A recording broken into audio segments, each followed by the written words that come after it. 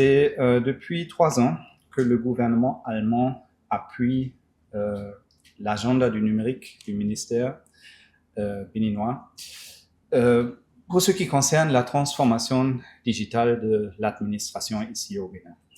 Nous le faisons à travers le Centre de transformation digitale. C'est une approche qui a été initiée par le gouvernement allemand pour accompagner nos pays partenaires dans leur transformation digitale que nous souhaitons d'une manière autodéterminée, inclusive et centrée sur l'humain. Et pour cela, nous avons organisé différentes activités de renforcement de capacité, mais aussi des activités liées au développement de services publics en ligne. Ce qu'on a constaté dans ce processus, c'est que les personnes handicapées n'étaient pas généralement incluses dans ce processus.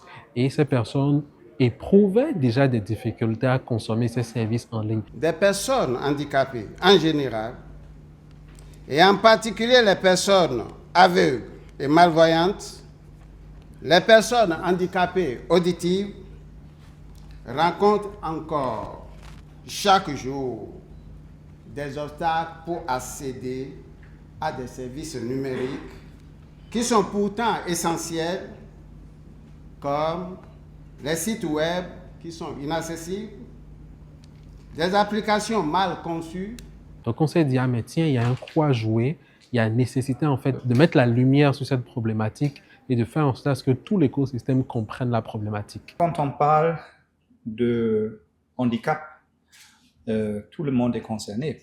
Madame Joanita Flosas, qui nous a rappelé que nous sommes tous à un seul accident près d'un handicap.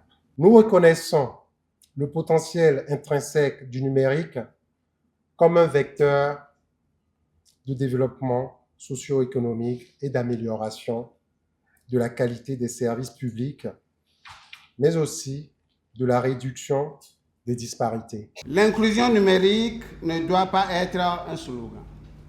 Elle doit être une réalité, car la levée des barrières de l'accès aux services numériques pour les personnes handicapées peut favoriser leur autonomie. Cette journée témoigne de notre détermination à traduire ces orientations politiques en actions concrètes et durables. La présente édition se focalisera sur l'accessibilité numérique pour tous, c'est-à-dire briser les barrières et ouvrir les horizons. Nous formons actuellement 250 personnes issues à la fois du secteur public, donc de l'administration, mais aussi du secteur privé, des entreprises.